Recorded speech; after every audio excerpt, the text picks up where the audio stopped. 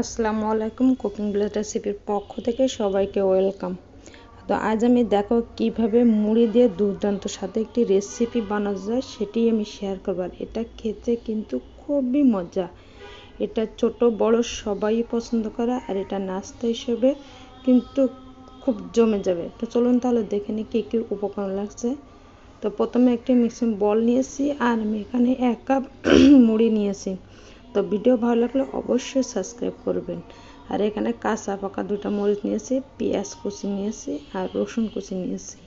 আমি এগুলো একসাথে মুড়ির উপরে দিয়ে দিব। আর এখানে দিয়ে দেব 1/2 চামচ জিরার গুঁড়া, 1 চিমটি গোলমরিচের গুঁড়া, 1/2 চামচ হলুদের গুঁড়া, আর স্বাদ মতো লবণ। তো মরিচটা আপনারা বুঝে দিবেন, যদি মরিচটা বেশি খেতে পছন্দ হয় সেক্ষেত্রে আরও বাড়িয়েও দিতে পারেন। আর এখানে দিয়ে দিয়েছি একটা ডিম। তো ডিমটা আমি একসাথে মুড়ির সাথে সব উপকরণ মিশিয়ে নিব। এটা কিন্তু খেতে খুবই মজার। এটা কিন্তু খুব অল্প উপকরণ দিয়ে বানিয়ে নেওয়া যায়, আর অল্প সময়তেই কিন্তু এই নাস্তার রেসিপিটি বানিয়ে নেওয়া যায়। আর এখানে দিয়ে দিচ্ছি 2 চামচ বেসন আর 2 চামচ শুকনো চালের গুঁড়া। তো শুকনো চালের গুঁড়া যদি আপনার না থাকে তো কর্নফ্লাওয়ারটা দিতে পারেন। আমি এখানে শুকনো চালের গুঁড়া দিয়েছি, আর শুকনো চালের গুঁড়া দিলে কিন্তু চপটা মচমচে থাকবে, আর খেতেও কিন্তু খুবই মজা লাগবে। আর এখানে আমি অল্প অল্প পানি অ্যাড করে দেবো। তো এখানে কিন্তু বেশি পানি লাগবে না, এখানে আমি সামান্য একটু পানি অ্যাড করব। তো এবার ভালো করে কিন্তু চটকে নিতে হবে। তো আমি এখানে 2 থেকে 3 চামচ মতো পানি লেগেছে। তো আমি এভাবে চপটি বানিয়ে নেব। তো চুলায় প্যান বসিয়ে দিয়েছি, আর এখানে তেলটা দিয়ে দিয়েছি, আর লো আছে কিন্তু তেলটা আমার গরম করে নিতে হবে।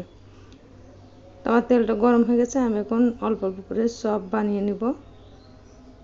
তবে অল্প অল্প করে দিয়ে কিন্তু ভাজি করে নিতে হবে। তো তেলটা কিন্তু বেশি গরম হলে দেওয়ার সাথে কিন্তু নিচ থেকে পুড়ে যাবে, আর এটা কিন্তু অবশ্যই লো আঁচেই ভাজি করে নিতে হবে। তাই মুড়ির চপ কিন্তু খেতে খুবই মজা, আর অল্প উপকরণ দিয়ে অল্প সময়।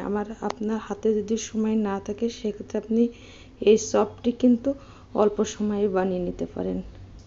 তো এক পাশ ভাজি হয়ে গেছে, আমি আর এক পাশ ভাজি করে নেব। আর এইভাবে ভালো করে 2 পাশ একইভাবেই ভাজি করে নিতে হবে। আর এটা খেতে কিন্তু খুবই মজা আর খুব মচমচে থাকবে।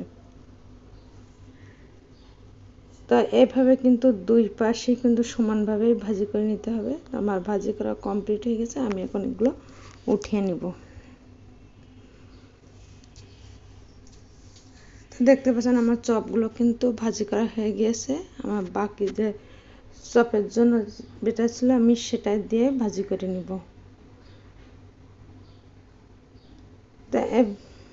তখন আমার সাথে থাকার সবাইকে অসংখ্য ধন্যবাদ। সবাই ভালো থাকবেন।